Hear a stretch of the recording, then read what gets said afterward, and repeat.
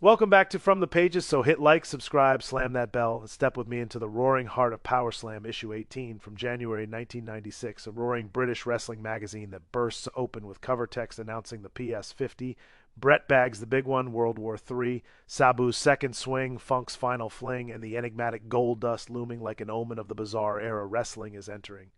And this issue expands its reach with a dense, passionate, feverishly detailed examination of the wrestling world as it stood on the edge of 1996, beginning with the colossal PS50, a tradition born back in issue 6 and so massive, so overwhelming, so argument-causing and pulse-raising that fans begged for its return.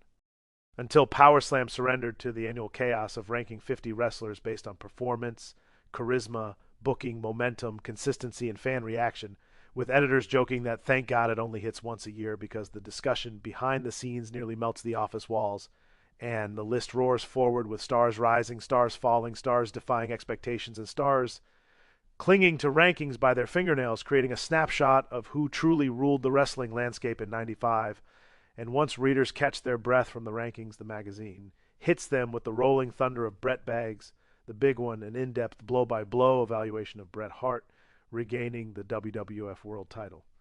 For the third time at Survivor Series on November 19th in Landover, Maryland, where Hart used cunning ring IQ, discipline, and his signature stubborn triumph over brute force to topple Diesel in a match that played out like a chess game between two completely different philosophies of wrestling. And Power Slam details how the match unfolded, how the audience responded, how Diesel cracked under pressure, and how Bret's victory symbolized both a return to form and a signal that the Federation was entering a new storytelling chapter centered around heart, grit, and strategic mastery. And page 22's Let's Talk with Too Cold Scorpio pulls readers into a wide-ranging conversation with one of ECW's most effortlessly athletic performers, as Scorpio reflects on his time in WCW, his evolution in New Japan, the cultural differences, the learning curves, the highs and lows, the sense of being unappreciated in some environments and unleashed in others, and most importantly, why he chose the Sandman, a man completely unlike him, to be his tag team partner, explaining their chemistry, mutual respect, and the strange alchemy that made their pairing in ECW electrifying despite the difference in styles, discipline, and intensity. And then the magazine shifts to page 24 with World War Three, a sprawling celebration of WCW's chaotic multi-ring battle royal, where 60 men entered a triple-ring war zone and only one man survived, Macho Man Randy Savage, who powered through bodies, punches, ambushes, alliances, betrayals, ring-to-ring scrambles, and three-ring chaos to emerge as WCW World Champion. And the issue emphasizes that this month's showcase star in the request spot is Goldust, selected by readers like Karen Mitchell of Sheffield, Matt Thomas of London, James Lowe of Coventry, Mike Badley of Warrington, Clive Jackson of Preston, Vic Fleming of Cheshire, Sal Meehan of Northampton, Sue Jenkins of Milton Keynes, Paul Hart of Basingstoke, and Brian Hanna of Newcastle, all sending votes to Power Slam's P.O. Box 32.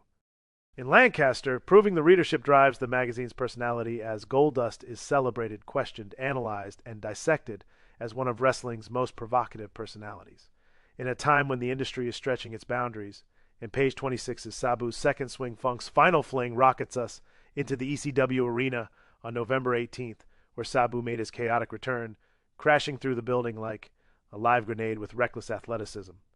while Terry Funk, a living legend whose body endured ungodly punishment, teetered at the edge of retirement, almost stepping away but pulled back by ECW's roar, and the strange magnetism of the violent artistry that shaped his life,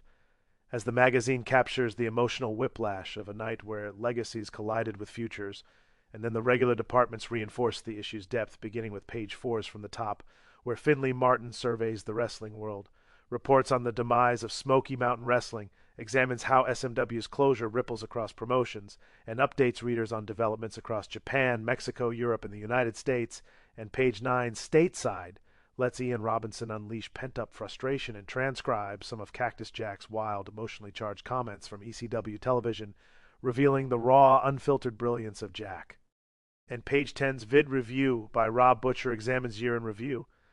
SummerSlam 95 and IWA 5 death matches with sharp-eyed analysis of structure, storytelling, brutality, production, and how each tape reflects a different approach to capturing wrestling on video. And Manor's Matt Musings hits next with Stately Wayne Manor delivering his signature heel commentary, filled with venom, wit, sarcasm, unapologetic bias, and villainous delight as he skewers narratives, praises treachery, mocks naivety, and embodies the unapologetically opinionated voice fans loved, and page 16 delivers the centerfold. Number 38 on the PS50, Johnny B. Bad, shot by the Brutal Brothers. A glossy, charismatic centerpiece celebrating one of wrestling's most flamboyant performers.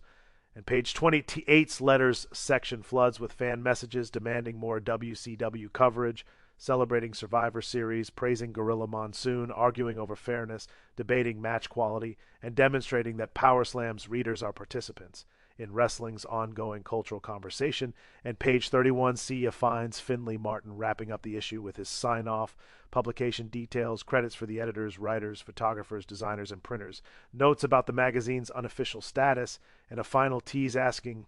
"What's on the horizon, Owen?" Closing the issue with anticipation and momentum.